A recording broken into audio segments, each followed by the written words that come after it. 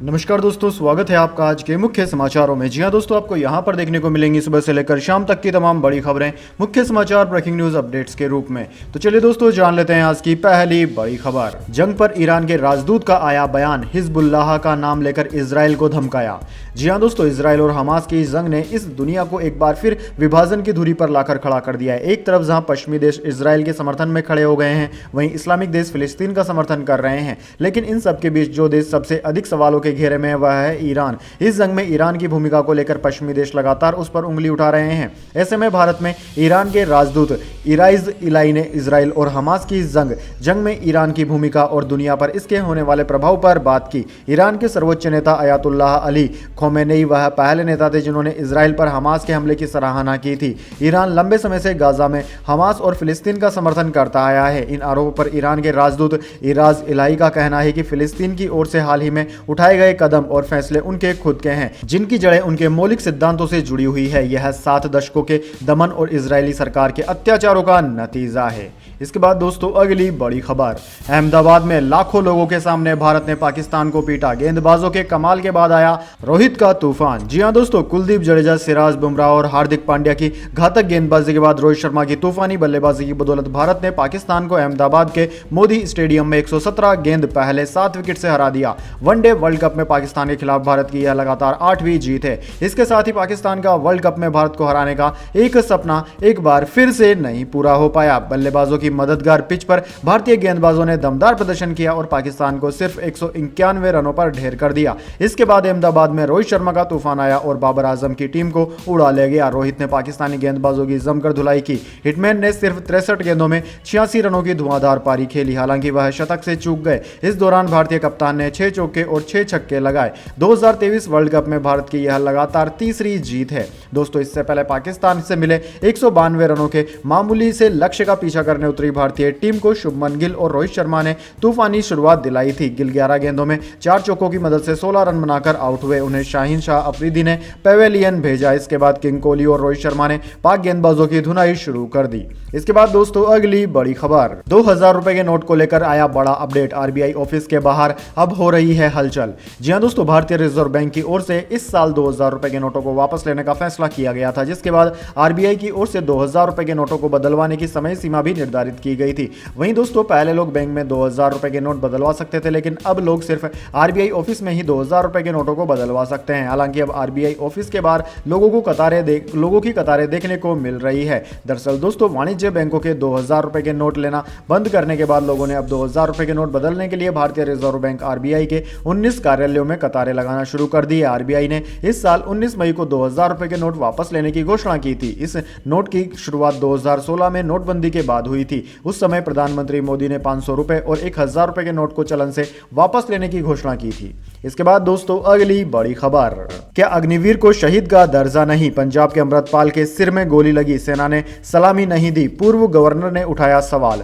जी हां दोस्तों, केंद्र सरकार की अग्निवीर योजना पर फिर एक बार सवाल उठ रहे हैं। दरअसल दोस्तों, पंजाब के एक जवान की ड्यूटी के दौरान मौत होने के बावजूद उसकी पार्थिव देह को उसके घर प्राइवेट एम्बुलेंस में पहुंचाया गया। सेना ने उसे सलामी भी नहीं दी। इधर इस पर पूर्व गवर्नर सत्यपाल मलिक ने सवाल उठाया है। उन्होंने कहा है कि अग्निवीर बनाए ही इसलिए गए हैं ताकि उन्हें शहीद का दर्जा न दिया जाए। वहीं पंजाब के किसान नेता ने भी पूछा कि अमृतपाल को अंतिम विदाई में कोई सम्मान नहीं मिला, क्या अग्निवीर फौजी नहीं है? पंजाब के मनसा के 19 साल के जवान अमृतपाल सिंह का बुधवार को जम्मू कश्मीर में माथे पर गोली लगने से निधन हो गया था। शुक्रवार को उनके पार्थिव देह को पैतृक गांव कोटली कला लाया गया, जहां उनका अंतिम संस्कार किया गया। इस दौरान उन्हें किसी तरह का सैन्य सम्मान नहीं मिला। इसके बाद दोस्तों, अगली बड़ी खबर। फर्जी पासपोर्ट घोटाला, सीबीआई की 50 ठिकानों पर छापेमारी, बंगाल सिक्किम में कार्रवाई, एक अधिकारी और एजेंट को हिरासत में लिया। जी हां दोस्तों, पश्चिम बंगाल और सिक्किम में करीब 50 ठिकानों पर सीबीआई की टीम ने छापा मारा है। कोलकाता, दार्जिलिंग और शिलीगुड़ी में कार्रवाई हुई। फर्जी दस्तावेजों के आधार पर पासपोर्ट जारी करने के लिए सरकारी अधिकारियों समेत 24 लोगों पर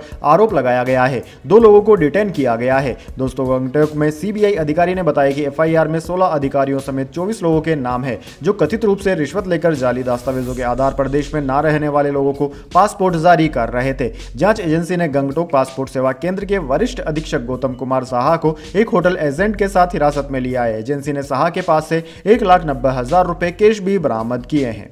इसके बाद दोस्तों अगली बड़ी खबर, तमिलनाडु श्रीलंका के बीच फेरी सर्विस, 3.5 घंटे का सफर, 150 लोग बैठ सकेंगे। जयशंकर बोले कनेक्टिविटी, कोऑपरेशन और कॉन्ट्रैक्ट पर फोकस। जी हां दोस्तों, तमिलनाडु और श्रीलंका के बीच फेरी सर्विस शनिवार 14 अक्टूबर को शुरू हो गई। यह फेरी तमिलनाडु के नागापट्टनम से श्रीलंका के काकेन्सदुरई जाफना के पास के बीच चलेगी। इसमें 150 लोग बैठ सकेंगे। फेरी सर्विस को भारत के विदेश मंत्री एस जयशंकर ने अच्छी शुरुआत वाला बताया। साथ ही कहा कि हमारा फोकस कनेक्टिविटी, कोऑपरेशन और कॉन्टैक्ट्स पर है। यह हमारी पड़ोसी फर्स्ट पॉलिसी का हिस्सा है। भविष्य में हमारा ग्रिड कनेक्शन, पाइपलाइंस और इकोनॉमिक कॉरिडोर का भी प्लान है।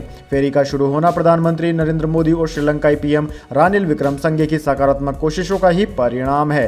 दरअसल दोस्तों, आपकी जानकारी के लिए बता दें, भारत ने श्रीलंका को बता दिया था कि वहां रहने वाले तमिल समुदाय की जरूरतों का ध्यान रखा जाएगा ताकि वे सम्मानजनक जिंदगी जी सकें। इसी साल जुलाई में ही दोनों देशों के नेताओं ने इस पर सहमति जताई थी। इसके बाद दोस्तों अगली बड़ी खबर, इजराइल ने लिया बदला, हमास का कमांडर अबू मुराद हुआ ढेर, ग्लाइडर्स में बैठे लड़ाकों को दिया था डायरेक्शन। जी हां दोस्तों, हमास और इजराइल की जंग को एक हफ्ता हो चुका है। इधर इजरायली फोर्सेज ने दावा किया है कि उन्होंने गाजा पट्टी में हमास का हवाई समूहों का प्रमुख अबू मुराद को मार गिराया है। द टाइम्स ऑफ इजराइल के मुताबिक इजरायली फोर्स ने एक हेडक्वार्टर को निशाना बनाया जिसमें हमास आतंकी समूह अपनी एयर मूवमेंट को कंट्रोल करता था। मीडिया रिपोर्ट्स के मुताबिक IDF ने बताया कि अबू मुराद वही आतंकी है जिसने हमास के हमले के दौरान अपने लड़ाकों को निर्देश दिया था। इस हमले में हमास के लड़ाकों ने बैंग ग्लाइडर्स के जरिए इजराइल में घुसपैठ की थी। IDF का कहना है कि रात भर अलग अलग हमलों में उसने हमास के कमांडो बलों से संबंधित दर्जनों ठिकानों को निशाना बनाया जिन्होंने 7 अक्टूबर को इजराइल में घुसपैठ की कोशिश की थी।